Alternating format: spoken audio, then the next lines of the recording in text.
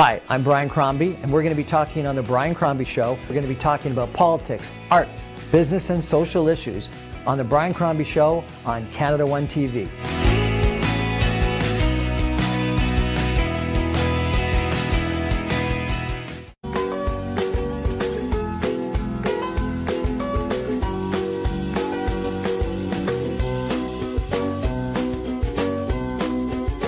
Good evening, and welcome to the Brian Crombie Show on Canada One TV.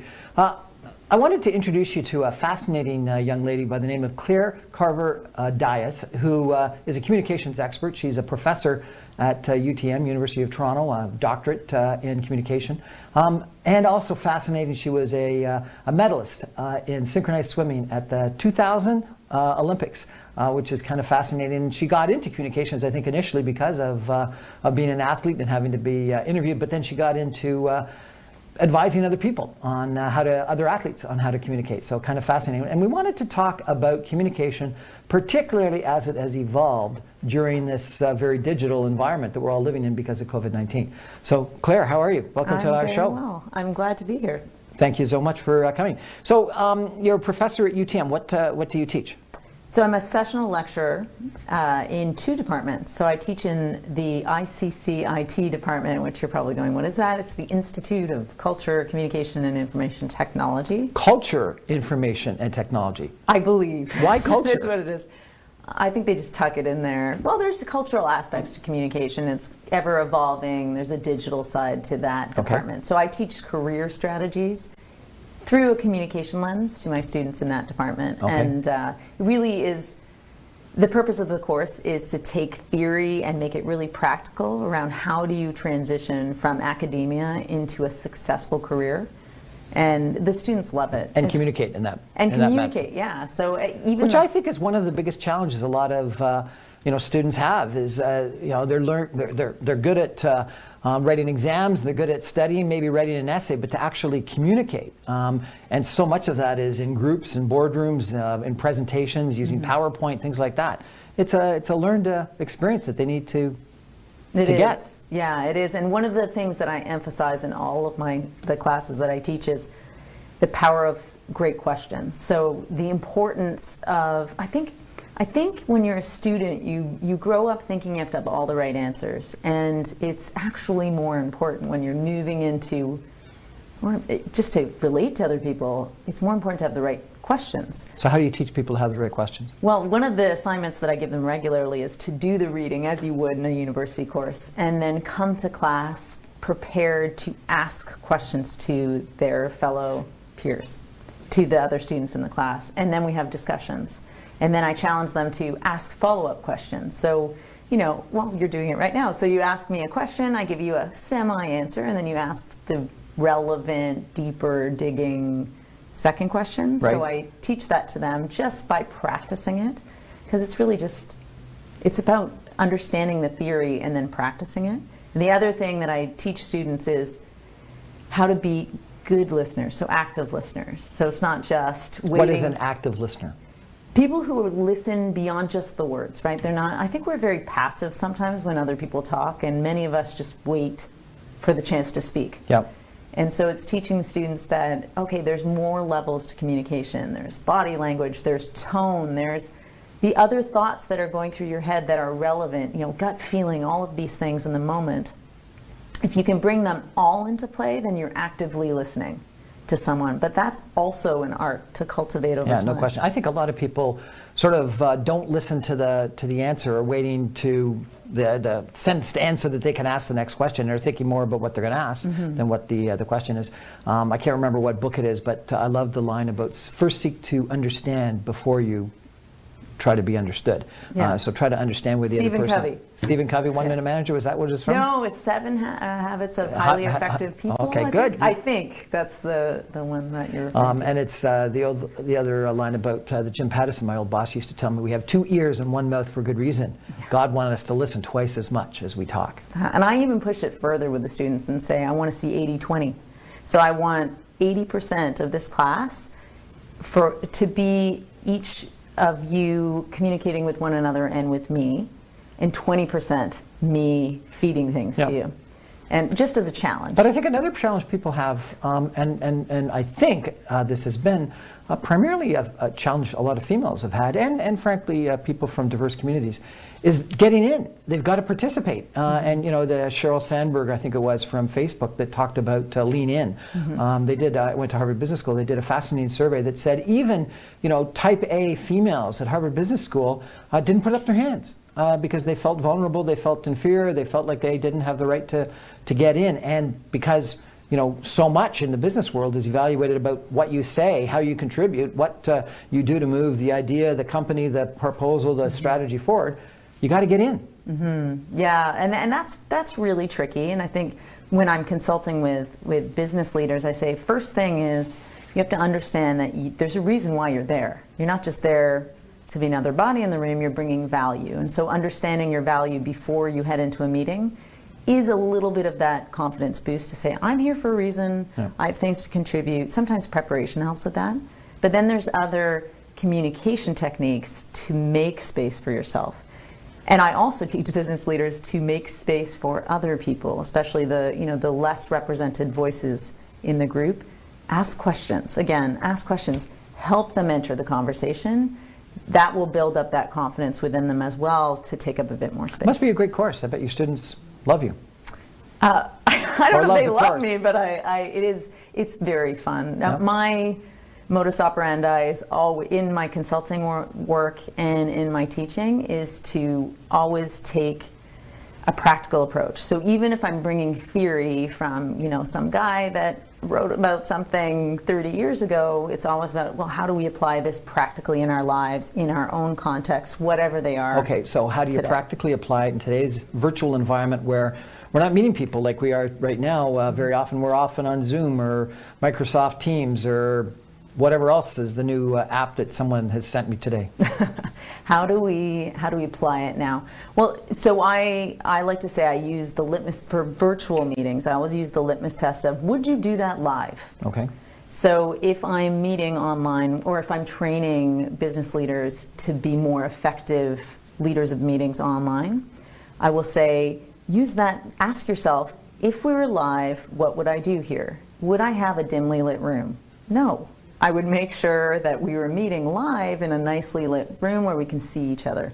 Would I be looking off into the distance, you know, or like creeping under the table where it's just my eyes showing, as you often see in parodies of, or in real life in the Zoom Zoom people world. don't look at themselves in the camera often enough to see what they look like. It's strange. And you wouldn't sneak under the table or look away from people, you'd make eye contact. So simple things like you make sure that the camera's at eye level, you know. And even if you're looking at your PowerPoint, this is a practical point here, you're looking at the PowerPoint or you're watching people speak, but when it's your turn to speak, at least glance up at the camera and make that eye contact every once in a while, because that's how humans connect. So that's a real today version of application of theory. Now, you're very good at using your hands. Do you train people on how to use your hands? It's funny. I often joke I need to tone down my hands sometimes. Does that come from the synchronized swimming?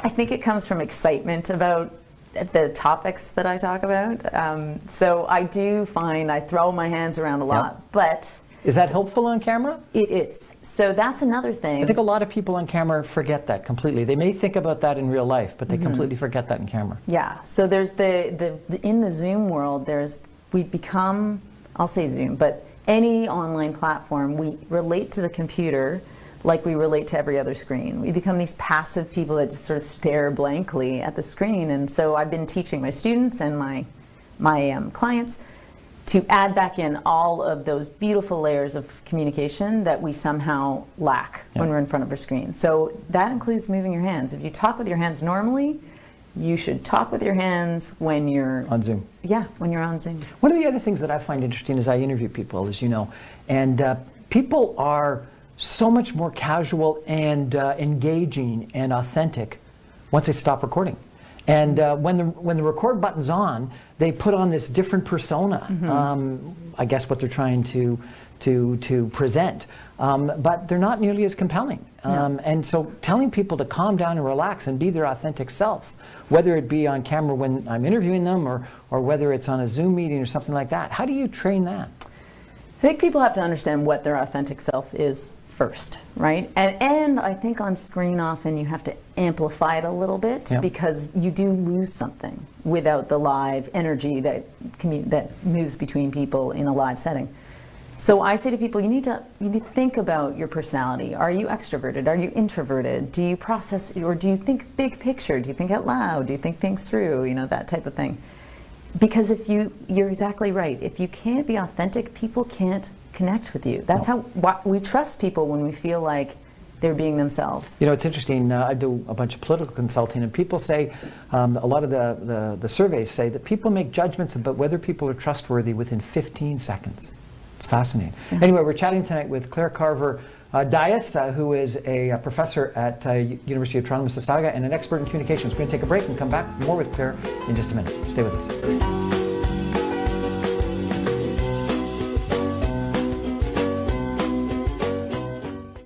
कोविड-19 का हल सिर्फ आपके पास है। घर पर रहें और अगर आपको बुखार या दूसरी अलामत है तो दूसरों से दूर रहें। बाहर के अफराद से 2 मीटर का फासला रखें, चाहे वो खानदान के हों या करीबी दोस्त। ऑफिस और पब्लिक प्लेसेस पर मास्क पहने, वक्फे से हाथ धोएं, ऑनलाइन सेल्फ असेसमेंट करें और जरूरत पड़ने पर टेस्ट करवाएं। फैलाव की रोकथाम के लिए हमारा फर्ज अभी मुकम्मल नहीं हुआ। हम एक दूसरे के ताउन से सबकी हिफाजत यकीनी बना सकते हैं। मजीद जानने के लिए ontario.ca/coronavirus पर विजिट कीजिए। Strength lies in differences, not in similarities. Over 118,000 people call Pickering Uxbridge home. From Lake Ontario to Ravenshoe Road, from York Durham Line to Lake Ridge Road, the diversity of our riding is growing.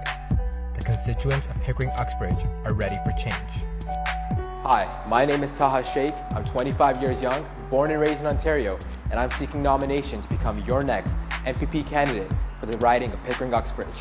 I'm a passionate, educated leader who's ready to bring change to deserving residents of Pickering Uxbridge. Whether that's transit expansion, working with overflowing schools, or outlining a plan for job creation and development, I'm ready to lead. My fellow residents of Pickering Uxbridge, I need your support. Become a member now and invest in the future of Ontario by nominating a young, strong candidate as your next Liberal MPP for Pickering Uxbridge. My name is Taha Sheikh, and I'm ready to lead.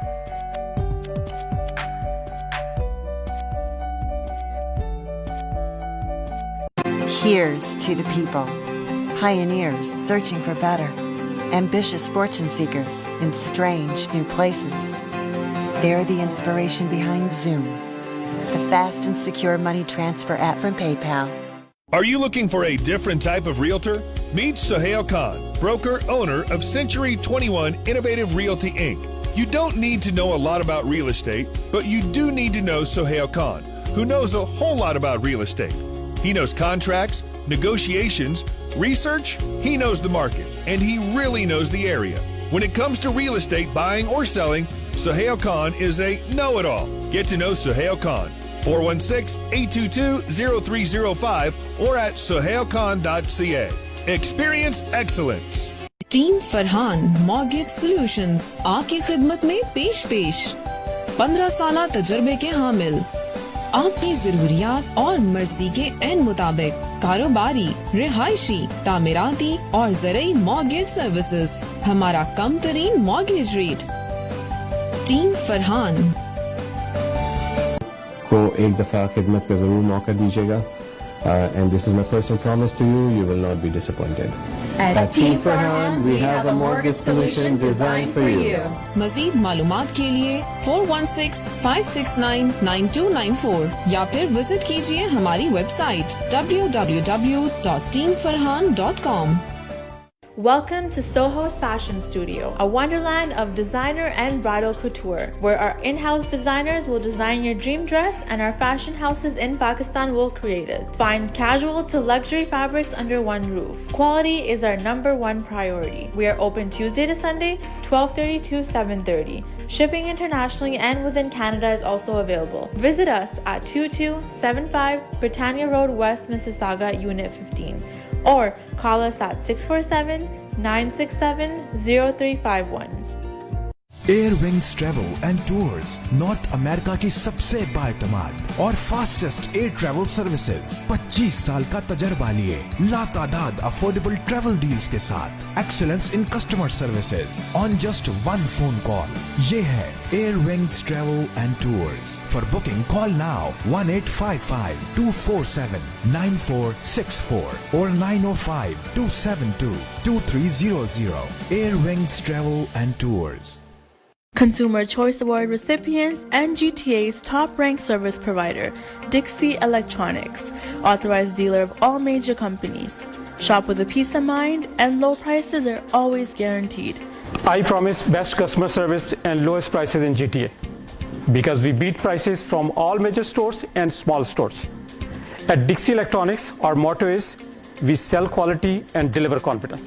Dixie Electronics and Appliances, 5120 Dixie Road, Unit 11, Mississauga. Phone number 905-625-5900. Life is precious, and health is the greatest gift. The best investment you can ever make is in your own health and life. Take steps now for your health and life concerns, which includes drug and dental insurance, travel insurance, critical illness, disability income insurance, and super visa insurance. We also provide life insurance, RESP, RRSP, and segregated funds.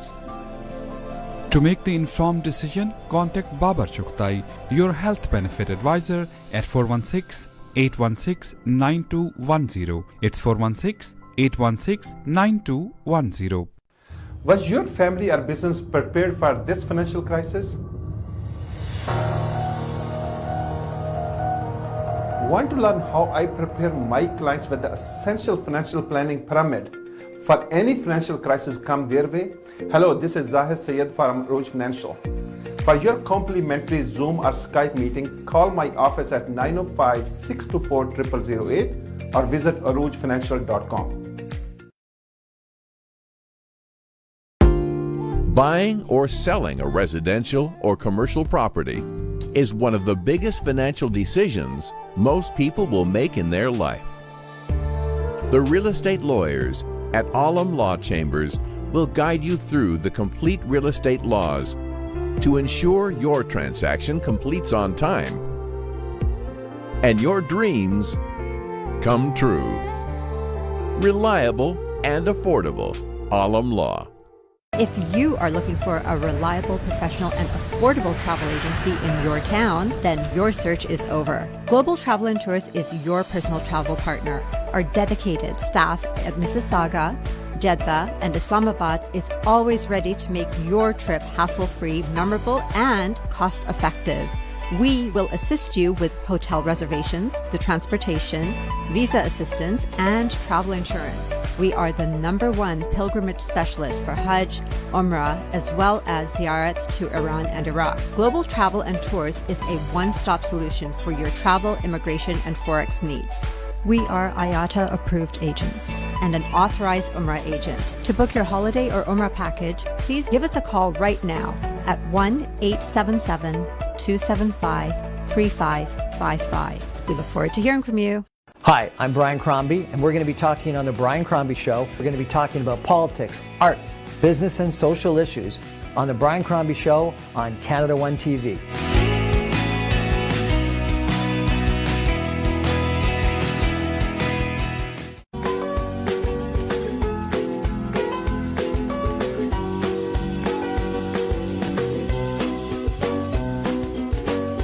Welcome back to the Brian Crombie Show on Canada One TV. We're chatting tonight with Dr. Claire Carver-Dias, who is a professor at the University of Toronto, Mississauga, and she has a consulting company in communication.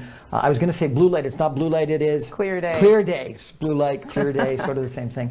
And she provides communications consulting services to different companies.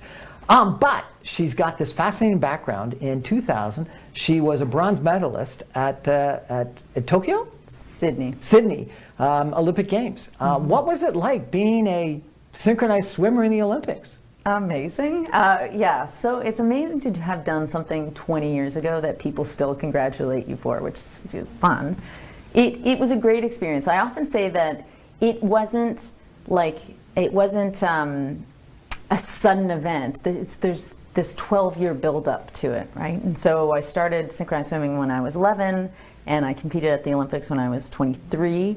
And so that whole time was this arduous training and getting ready. And so when you get there, it is a wonderful experience. But at the same time, it's also just a pool and just a routine and just your teammates. But it is nice to have something that the world saw. This concept of the 10,000 hours, did you ever count up how many hours you practiced? Way over 10,000. Yeah, no, we were training at the end there 40 to 48 hours a week. So we were way above 10,000. Yeah. And you told me that you started getting into advising other athletes in communication. Tell me about that. Yeah, I would say, so around the time that I was training, I was really interested in the role of the coach. I loved that there was this person who was standing on the side of the pool who wasn't doing what we were doing, but was giving this expert view and helping us fine-tune our performance. And I had an academic interest in English, but also communication as a specialty. And I really wanted to take those two things and bring them together. And one of the first places I started was helping athletes with their presentation skills. And so shortly after I retired, I was training athletes on how to give more engaging motivational speeches. I was also trying to hone my own craft in that area. I'd say I'm a better teacher of it than I am an actual motivational speaker, but it's good to know that about yourself. And so that's kind of where I started, and then moved into business consulting. So we talked in our first segment about your teaching of students. You know, I think that one of the things that's interesting about a lot of business people is that as they progress up the management ranks, presentation skills become more and more important, whether it be a sales pitch and or whether it is a presentation to investors where you got to do, within a 20-minute kind of time period, be compelling and persuade people to your point of view, and or frankly, it's whether it's to annual meetings, board meetings, conferences and things like that. How do you get ready for those kinds of larger presentations? The large presentations, in the same way you get ready for the small ones, I would say. And my philosophy in this area has shifted a little bit over the years. So I walk clients through a very structured way of thinking about who's your audience, what's your main idea, what are you trying to get your audience to do? And once you figure that out, then you go to PowerPoint. Only then do you go to PowerPoint or whatever tool you're going to use and start creating this compelling presentation. I then say, and then I walk through with clients through how do you structure that. Then it's about practicing. So I know a lot of people don't like to practice their presentations, but it's the only way to do it over and over again. To make sure you can actually articulate the ideas. Lately I've been saying, I think what business people, especially business owners, small business owners, don't spend enough time thinking about how to engage their audience. So it's fine to have the sweetest looking presentation. Maybe you've fine-tuned it, you've got great delivery, but if you haven't actually thought about how to engage and connect, again, that authentic connection with your audience, you've lost them. I love watching politicians, and I think this last couple of months with the U.S. election, it's been a great opportunity to study, and frankly COVID-19 and all of the press conferences that we've had. Andrew Cuomo, the governor of New York, I'm not sure if you've watched any of his press conferences, but he has PowerPoints the vast majority of the time, but they're very simple PowerPoints, typically a graph or a chart, and he knows what he's talking about. He doesn't read off the PowerPoint. So the PowerPoint really is an add to and amplifies what he's trying to say rather than being a script of what he's saying. And he ends every one of his presentations, one of his press conferences, with a parable, with a story, with a narrative about something that happened. And it's always relevant to whatever the theme of the presentation was.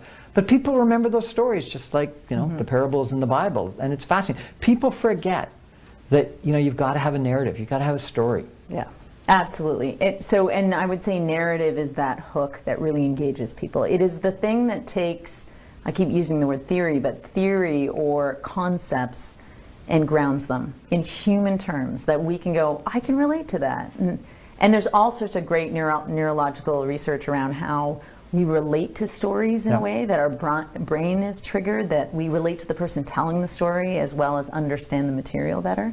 So if there was one thing that people could work on, it would be their ability to tell a story that's relevant, concise, has the right Can you details. do that in business?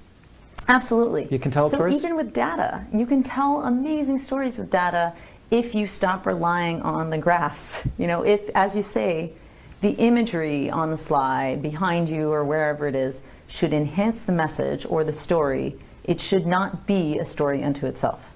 And so I often tell people, just cut it down to the bare key points that you want people to remember, because we're human. We can't remember the whole Excel file that you've just, say, barfed onto the slide.